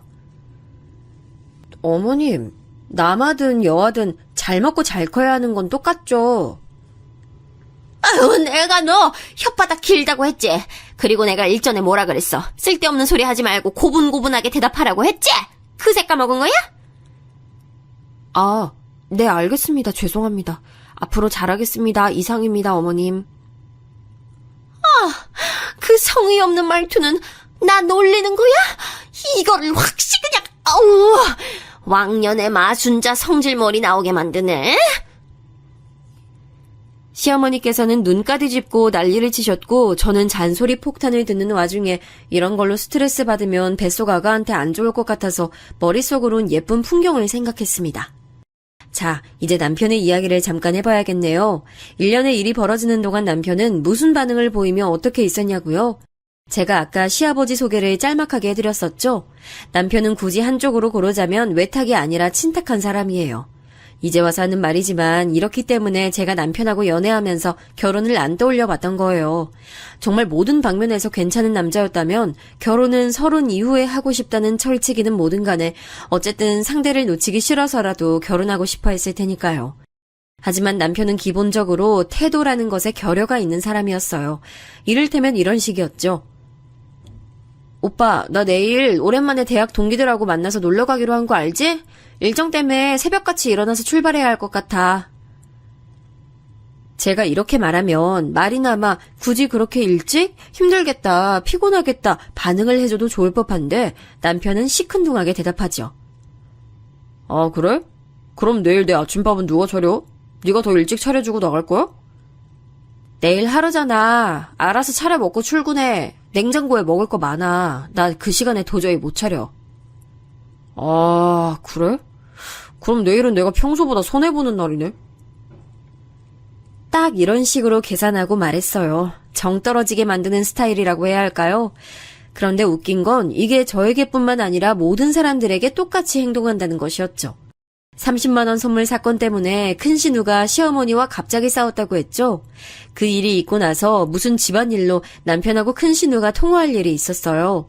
그런데 큰 신우가 일전에 그런 일도 있고 해서 좀 울컥했나 봐요. 너는 편애만 받고 자란 녀석이 뭐 그렇게 불평불만이 많아? 네가 이득 보고 자란 게 많으면 그만큼 희생을 할 줄도 알아야지. 넌 사람이 어떻게 받을 생각만 내도록 할 수가 있어? 누나, 내가 나 편애해달라고 그런 것도 아니잖아. 엄마랑 아버지가 누나들보다 내가 더 좋다고 하는데 그걸 내가 무슨 수로 말려? 굳이 말려야 될 이유도 없고. 누나가 나한테 이러는 거 이해 안 돼. 너는 말뿐이나마. 그래, 어렸을 적을 떠올려보면 나 때문에 누나들 많이 속상했었을 거야. 이렇게 해줄 순 없니? 아니, 그게 나 때문이 아니라니까? 통화 음량이 커서 저한테도 그 내용이 다 들렸는데 제가 괜히 큰 신우한테 얼마나 민망했나 몰라요. 그저 말이나마 맞아 누나 이런 소리가 큰 신우는 듣고 싶었던 모양이었는데 남편은 정말 매정했습니다. 그 이후로 자꾸 제 안에서 큰 신우가 신경 쓰이더라고요. 집안의 장녀로서 희생하며 살아온 부분도 분명 많았을 텐데 결국 사랑과 관심을 독차지한 건 막내 아들이었으니까요. 그래서 제가 고민 끝에 용기를 내서 신우들에게 먼저 안부 문자를 하기 시작했습니다. 별 내용은 아니었고 그냥 좋은 하루 보내시라는 정도가 다였죠. 그런데 처음에는 어색하게 알았다고 답장만 하고 말았던 시누이들이 시간이 좀 지나면서 웃는 표식도 같이 보내주는 등 조금 변화를 보이더라고요. 용기를 내길 잘했다는 생각이 들었네요. 저는 예정일보다 나흘 이르게 출산했어요. 살면서 친정엄마를 애절하게 떠올려 본 적이 없었는데 아이 낳고 나니까 왜 그렇게 생각이 났는지 몰라요. 형제자매도 없는 제 곁에 친정아빠가 찾아와 묵묵히 계셔주신 것이 큰 위안이 됐습니다. 워낙 표현이 없으시고 말수도 적으신 분이라 저에게 딱히 말씀을 주신 건 아니었지만 존재만으로도 좋았어요. 이래서 가족은 가족이라는 생각이 들었네요. 반면 출산 후에 시어머니께서는 궤변을 늘어놓아 저를 놀래키셨고요. 우리 아들 닮아서 콧대가 어여쁘네. 아우 그 눈매, 요 눈매가 딱 우리 아들이야. 우리 손녀가 효녀라서 자기 엄마 안 닮고 자기 아빠만 닮았네. 제가 눈이 가로로 시원하게 트여 있고 남편은 눈이 세로로 동그란 눈입니다. 그런데 가로로 긴 눈매를 보면서 자꾸만 우리 아들 타령을 하시니까 기가 막혔죠. 어머님, 아기는 저 닮았는데요? 오빠는 쌍꺼풀도 없잖아요. 저는 있고요. 얘 좀 봐라. 우리 집안 요즘 받아서 아기 눈이 예쁜 건데 너 무슨 소리를 하니? 아기를 보면 은은하게 내 눈과 비슷한 느낌이 나지 않어? 어머님은 쌍꺼풀 그거 수술하신 거잖아요. 전 자연산이에요. 수술했다고 해서 그게 자기 유전자에 새겨지진 않아요. 그러니까 아기는 제 눈을 닮은 거예요. 아까 복도에서 저희 친정아빠 보셨죠? 아빠도 쌍꺼풀 진하시잖아요. 저희 집안 유전이에요. 저도 모르게 와다다 반박을 하고 말았어요. 시어머니께서는 목부터 이마까지 피부가 빨갛게 달아오르셔서 씩씩거리셨지만 대꾸는 못하셨고요. 너무 심했나 싶어서 제가 아차 싶었지만 사실 저도 참고 참다가 말을 꺼낸 거였습니다. 출산한 저를 향해서 수고했다라는 말씀 한마디 안 해주시는 시어머니 때문에 저도 은근히 기분이 상해 있었기 때문이죠. 그런데 제가 와다다 반박했던 것 때문에 시어머니께서 많이 타격을 입으셨나 봐요. 그 이후로 저에게 날이 선 분위기를 드러내시는 것 같았는데 아니나 다를까 몸 추스르고 제가 일상으로 돌아온 지 얼마 안 됐을 때부터 저를 엄청 갈궈대셨습니다. 하루에 기본 5-6번은 아기 사진이며 동영상이며 알아서 네가 보내야 하는 거 아니야? 난 그렇다고 쳐. 집안 방구석에 들어앉아있는 네 시아비는 산송장 취급이야? 뭐라도 네가 알아서 보내야 도리에 맞는 거지. 아버님께서 한 번도 그런 요구를 안 하셔서 생각을 못했어요. 네, 죄송합니다. 앞으로 잊지 않고 보낼게요. 제가 아기 돌보면서 집안일까지 놓치지 않으려다 보니 정신이 좀 없었네요. 그런 사족은 또 왜 다는 거야? 하여간 너는 학습이라는 게 안 돼. 정신이 없었다고 알아달라면 하소연하는 거야 뭐야. 너 앞으로 꼬박꼬박 잘 보내놔. 내가 두고 보마. 진짜 귀찮아서 그렇게 하기 싫었는데 이걸 안 하겠다면서 댈 핑계가 도저히 없어서 그냥 수긍하고 말았네요. 남편은 그때 회사 일이 무척 바빠져서 3주간 거의 매일 야근을 했는데 저 진짜 혼자 아기 보느라 시부모님께 때마다 정성스런 사진과 영상 보내느라 힘들어 죽는 줄 알았어요. 피골이 상접했던 제가 유일하게 반가워했던 연락은 친정아빠였죠. 솔직히 그 이전까지는 왠지 어색한 부녀관계라고 생각했는데 아기 낳고 심리적으로 가까워진 느낌이었어요. 제가 아기하고 찍은 사진을 보내드렸는데 친정아빠가 손녀 얘기는 안 하시고 제 얘기만 하셔서 가슴이 찡했습니다. 보내준 사진 잘 봤어. 그런데 너 그 사이 살이 왜 그렇게 많이 빠졌고 낯빛이 안 좋아졌어? 잘 쉬지도 못하고 잘 먹지도 못하는 모양인데 다음에 내가 가서 아기 봐줄 테니까 넌 좀 쉬어야겠다. 치킨이라도 시켜 먹으라고 지금 돈 붙였으니까 그걸로 맛있는 거 사 먹고 기력 보충해. 무뚝뚝하셨어도 저에 대한 애정만큼은 묻어나는 것에 저는 제 계좌로 들어온 10만 원 보면서 힘을 얻었네요. 누가 치킨값으로 10만 원이나 주나요? 그때는 치킨값 인상되기 전이라서 가격도 더 저렴했는데요. 제가 애정 표현이 적은 딸이라서 차마 대놓고 감사 표현은 못했지만 덕분에 큰 힘을 얻고 독박융아 생활을 이어나갔습니다. 그런데 시어머니께서 어느 날 이제는 때마다 다양한 아기 사진 받으시는 걸로 성에 안 차셨는지 다른 꼬투리를 잡으시더라고요. 너 분명 육아에 정신 팔려서 우리 아들 소홀히 하고 있지? 오늘 저녁 메뉴 우리 아들한테 못 차려줄 거야. 나물이 냉장고에 많아서 비빔밥 해먹으려고 하는데요. 참기름이랑 양념장 맛있는 것도 마침 있고요. 하루 종일 힘들게 일하고 온 사람한테 고기 한 점 없이 비빔밥? 개풀 뜯어먹는 소리하고 자빠졌네. 얼른 나가서 고기 한 근 끊어와. 겉으로 알겠어요, 죄송해요, 잘할게요 라고 하면서 일단 마무리부터 했죠. 그러고 나서 그냥 저녁상으로 비빔밥 차렸어요. 남편이 잘 먹던데요? 고기 따위는 찾지도 않았고요. 그런데 시어머니께서 남편에게 따로 연락을 하신 모양이었어요. 이건 생각 못했는데 치밀하신 분이었습니다. 네가 나를 기만해? 너 어제 우리 아들한테 풀만 먹었다며. 이제 너를 도저히 못 믿겠다. 앞으로 차리는 끼니마다 사진 찍어서 나한테 보내. 너무 싫었는데 그냥 뒤집어 엎을 거 아니면 우선은 꼭 신용이라도 하는 게 나을 것 같아서 그런데 제가 차리는 걸 보시면서 시어머니께서는 썽에 안 차셨나 봐요. 며칠 뒤 시어머니께서 직접 만든 반찬을 가져다 주시겠다고 하시는 걸 거절할 도리가 없었네요. 그런데 설마 그 당일에 바로 오실 줄은 몰랐어요. 손녀 아기를 보고 싶어 하신 저희 친정아빠가 방문하신 참이었거든요. 그런데 때마침 저희 딸아이가 그때 곤히 자고 있었어요. 해올 수 없으니까 저희 친정아빠가 옆에서 가만히 지켜보셨고요. 그런 와중에 시어머니께서 오신 거였는데 당황해서 맞이하고 보니까 반찬뿐만 아니라 웬 국 얼린 것도 가져오셨더라고요. 내가 진작 사골국을 크게 한 솥 끓여서 올려놨었지. 이거 바로 냉동실에 넣어놓을 테니까 때마다 해동하면 돼. 감사해요, 어머님. 그런데 오빠가 국은 별로 안 좋아하던데요? 내가 그런 건 네가 말 안 해줘도 당연히 알아. 어디서 나를 가르치려 들어. 몸부신용으로 먹으라고 주면 우리 아들은 군말 없이 먹는 편이니까 그렇게 하면 돼. 파 쫑쫑 썰어서 같이 주는 거 잊지 말고. 집에 대파는 있니? 네, 사다 놓은 거 있어요.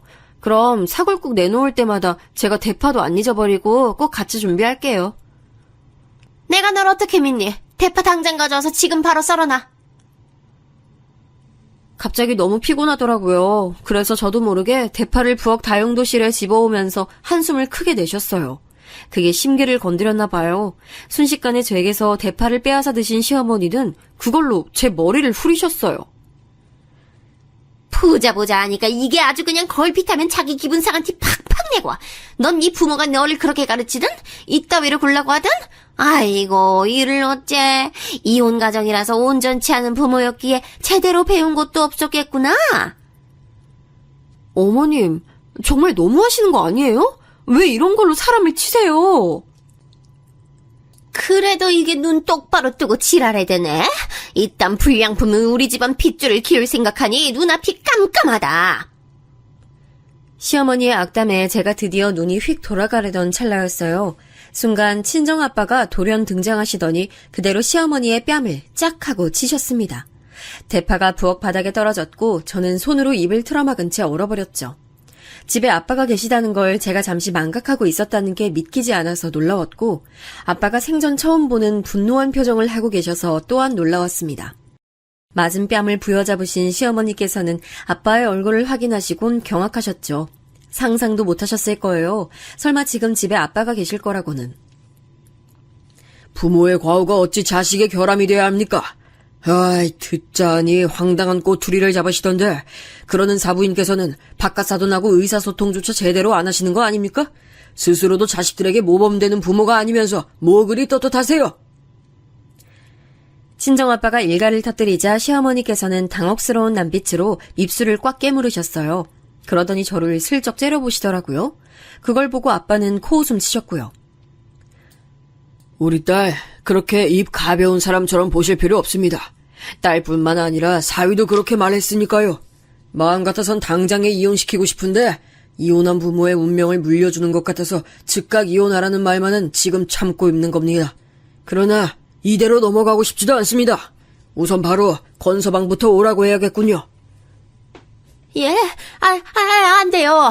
우리 아들 지금 일하고 있을 시간이에요. 일에 지장 가면 안 된다고요. 이런 걸로 일 방해했다고 두고두고 절로 원망할 텐데 절대 안 돼요. 이보시오 사부인. 자식에게 원망 듣는 거 하나 무서우시면서 왜 며느리에겐 이토록 막대하십니까? 부끄러운 줄 아십시오. 그러자 시어머니는 고개를 떨구더니 갑자기 그대로 빠른 걸음을 내서 현관문 쪽으로 가더라고요.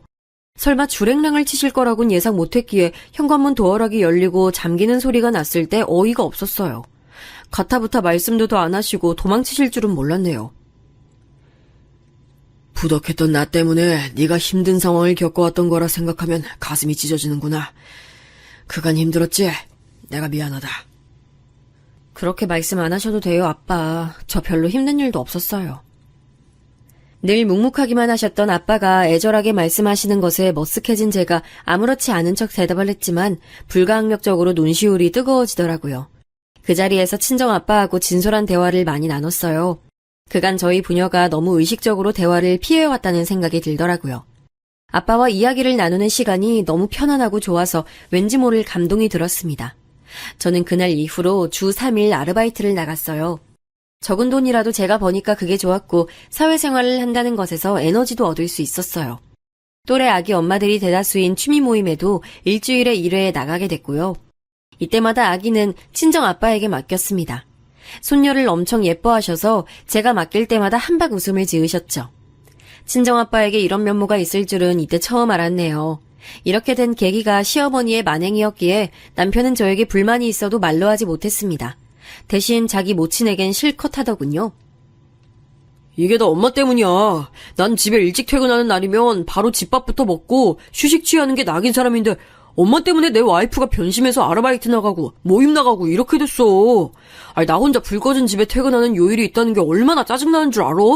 그런데 이젠 장인어른 눈치도 보여서 와이프한테 그런 거 나가지 말라고 말도 못하고 엄마가 버려놓은 행각이 있으니까 난 입이 있어도 말 못하는 입장이고 하여간 이거 다 엄마 때문이야. 베란다에 나가서 통화하는 걸 제가 엿들었는데 언뜻 들어도 어이가 없더라고요. 다 큰 아들이 대뜸 무조건 엄마 때문이라는 타령이나 해대다니 제 남편이지만 솔직히 한심한 구석이 있다고 생각했어요. 시어머니께서 억장이 무너지실 법도 했죠. 너무 속상하셨는지 어느새 아예 드러누우셨어요. 편찮으시다는 이야기를 듣고도 안 가볼 순 없어서 주말에 갔었는데 자리에 누우신 채로 이렇게 중얼거리더라고요. 그 망할게 우리 아들 기를 누르고 조종하고 있어. 며느리 잘못 들여서 내가 억울한 일 투성이라고. 일말에 시어머니에 대한 동정심이 증발하는 순간이었습니다. 그때 주말이랍시고 시댁에 함께 방문했던 시누이들이 생각지도 못한 반응을 보였어요. 엄마, 적당히 좀 하세요. 세준이 녀석 타고나길 아빠 닮아서 정없고 자기 자신만 위하는 성격이라고요. 걔가 엄마를 위해주기나 할 것 같아요? 아들 원망 받고서 그 원망을 며느리에게 돌리는 건 아니죠? 언니 말이 맞아요. 은혜 모르는 아들에게 집착하는 것도 이제 그만두시고 올케에게 이겨드시려고 용 쓰시는 것도 이제 그만두세요. 아이 태어났으니까 두 사람은 앞으로 부모 역할 잘하면서 성장해 나가는 것만으로도 바쁠 거예요. 그러자 시어머니께서는 믿을 수 없다는 듯 경악하셨어요. 물론 저 역시 시누이들이 그렇게 나올 줄은 몰랐기에 놀랐던 참이었고요. 시어머니께서 제 쪽을 응시하면서 이렇게 웅얼거리시더라고요. 아들을 빼앗아간 것도 모자라서 이젠 내 딸들까지 포섭하다니. 게다가 사돈께서 엄청 단호하고 무서운 면을 가지신 것 같고. 아유, 그래, 내 패배다. 완벽한 내 패배야. 인정하마, 그간 내가 미안했다. 의욕을 다 잃어버리신 듯 힘없이 고개를 가로저으시는 시어머니를 보며 저는 그저 멋쩍게 돌아섰습니다. 시누이들이 저를 옹호했던 것에는 남편도 놀란 듯 보였어요. 자기는 평생 누나들이랑 친하게 지내본 적이 없었으니까요. 그 후로 왠지 모르게 제 눈치를 살살 보기 시작하더군요. 저는 그 변화를 느낄 수 있었습니다. 친정아빠는 손녀 커가는 걸 보시는 재미에 맛을 들이셨고 부녀 사이가 점차 가까워졌어요. 제가 아빠하고 돈독하게 지낼수록 남편이 저에게 잘 대해주게 된 것 같은데 이건 제 착각이 아니라 사실이겠죠? 그제서야 결혼 생활하는 맛이 나더라고요. 점점 더 현재와 미래에 대한 확신을 갖고 살게 됐어요. 시간이 지날수록 시누이들하고 가까워졌는데 시어머니와는 뭔가 대면대면한 상태입니다. 그리고 어머니께서는 무척 심심하고 외로우신 상태이시기도 하죠. 제가 얼마 전 둘째를 임신했는데 이걸 계기로 시어머니와 서로 화해하는 길로 들어서야 할지 아니면 이대로 시어머니께서 심심하고 외로운 생활을 더 하시게 될지 살짝 고민 중이에요. 여러분은 어떻게 생각하시나요?